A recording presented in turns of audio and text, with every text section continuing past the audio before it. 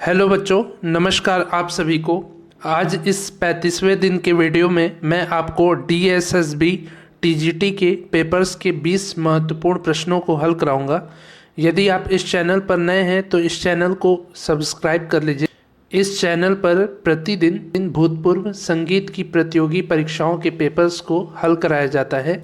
यदि आप किसी प्रतियोगी परीक्षा की तैयारी कर रहे हैं तो आपके लिए ये चैनल बिल्कुल सही है। आपको इसमें ऐसे अनेक जानकारियाँ मिलेंगी जो आपको प्रतियोगी परीक्षा को पास करने में बहुत ही हेल्पफुल होंगी। ठीक है, तो आइए आज का पहला प्रश्न देखते हैं।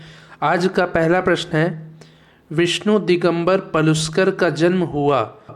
तो इनका जन्म हुआ है कुरुंडवाड़ में। ठीक है, विष्णु दिगंबर पलुस्कर जी का जन्म कुरुंडवाड़ में हुआ है।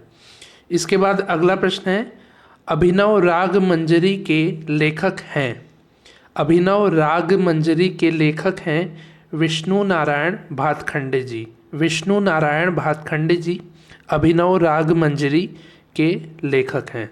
नेक्स्ट है, मैरिस संगीत महाविद्यालय की स्थापना की। किसने की? भातखंडे जी ने। ठीक है, विष्णु नारायण भातखंडे जी ने मैरिस संगीत महाविद्यालय की स्थापना की। अगला प्रश्न है, किन्नरी वीणा के आविष्कारक हैं। किन्नरी वीणा के आविष्कारक हैं मतंग मुनि। मतंग मुनि किन्नरी वीणा के आविष्कारक हैं। इसके बाद अगला प्रश्न है, सारंग देव के दशविध राग वर्गीकरण में नहीं है। तो वो है कृपांग राग। कृपांग राग जो है सारंग देव जी के दशविध राग वर्गीकरण में नहीं है। ठीक है, तो ये हो गए आज के 5 प्रश्न।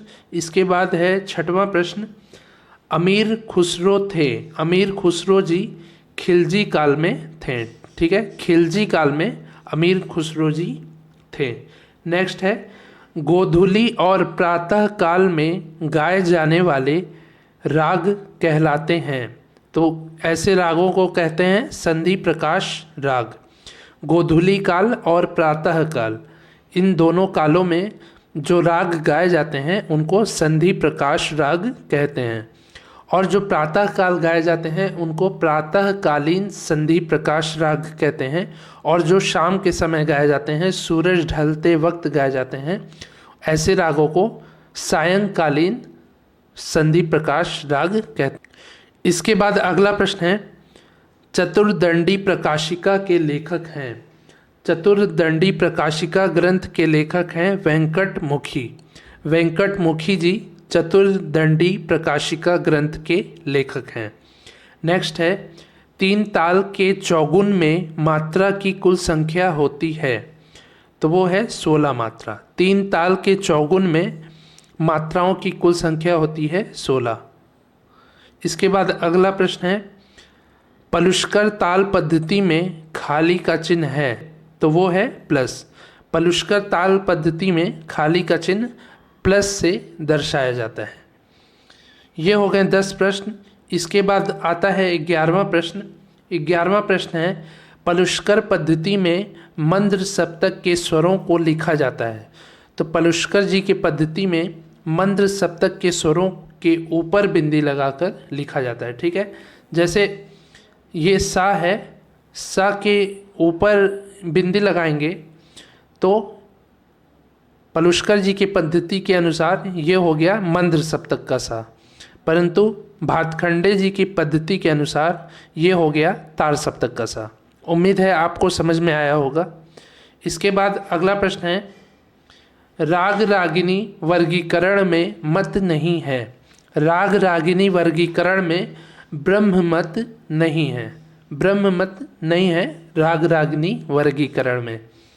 नेक्स्ट है, दोपहर 12 बजे से अर्धरात्रि 12 बजे के बीच गाए जाने वाला राग कहलाता है पूर्वांग वादी राग। ऐसे रागों में वादी स्वर जो होता है वो सप्तक के पूर्व अंग में, मतलब कि आगे से जो सारे ग म प जो स्वर होते हैं उन स्वरों में से ही कोई स्वर में वादी स्वर होगा ऐसे रागों में। तो दोपहर 12 बजे से अर्धरात्रि 12 बजे के बीच गाए जाने वाले रागों को कहा जाता है पूर्वांग वादी राग। इसके बाद नेक्स्ट प्रश्न है, राग तोड़ी का वादी संवादी स्वर है? तो वो है धैवत और गंधार। धैवत और गंधार स्वर राग तोड़ी का वादी और संवादी स्वर है। इसके बाद अगला प्रश्न है, 15वीं शताब्दी में ध्रुपद की खोज की। तो 15वीं शताब्दी में ध्रुपद की खोज की थी राजा मानसिंह ने। राजा मानसिंह जी ने 15वीं शताब्दी में ध्रुपद की खोज की थी। ये हो गए 15 प्रश्न। इसके बाद आता है 16वां प्रश्न। 16वां प्रश्न है, प्राचीन काल में तराना को कहते थे। प्राचीन काल में तराना को कहते थे स्तोभ गान। ठीक है, स्तोभ गान कहते थे प्राचीन काल में तराने को। नेक्स्ट है, मियाँ मल्हार में संयोजन है। मियाँ मल्हार राग में कान्हड़ा और मल्हार अंग का संयोजन होता है। मतलब इन दोनों के आपको अंश दिखाई देंगे, कान्हड़ा और मल्हार अंग के, मियाँ मल्हार राग को गाने पर। इसके बाद अगला प्रश्न है, नाद को धीमे या तेज सुने जाने के लिए बदले जाने की संकल्पना कहलाती है। तो वो है पिच। पिच कहलाती है नाद को धीमे या तेज सुने जाने की संकल्पना।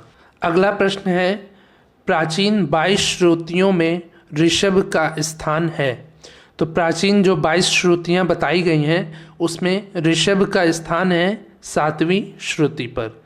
नेक्स्ट है, आधुनिक 22 श्रुतियों में ऋषभ का स्थान है। तो वो है 5वीं श्रुति पर। ठीक है, प्राचीन 22 श्रुतियों में ऋषभ का स्थान 7वीं श्रुति पर है और आधुनिक 22 श्रुतियों में ऋषभ मतलब कि रे स्वर का स्थान जो है वो 5वीं श्रुति पर है। उम्मीद है आपको ये आज के 20 प्रश्न समझ में आए होंगे। प्रतिदिन ऐसी ही महत्वपूर्ण प्रश्नों को हल करने के लिए आप हमसे जुड़े रहिए। यदि आप चैनल पर नए हैं तो इस चैनल को सब्सक्राइब करिए और यदि यह वीडियो अच्छा लगा हो तो इसको लाइक और शेयर भी ज़रूर करिए। आज ये 35वें दिन का वीडियो था। इसके पहले मैंने 34 वीडियोज़ को बनाया है जिसमें मैंने ऐसे ही प्रतिदिन भूतपूर्व संगीत विषय की प्रतियोगी परीक्षाओं के प्रश्न पत्रों को हल कराया है। यदि आपने उन वीडियोज़ को नहीं देखा हो अभी तक तो डिस्क्रिप्शन में उन सभी 34 वीडियो का लिंक दिया हुआ है, आप जाकर उन्हें भी देख सकते हैं और अपना ज्ञानवर्धन कर सकते हैं। ठीक है, तो मिलते हैं अगले वीडियो में। तब तक के लिए नमस्कार।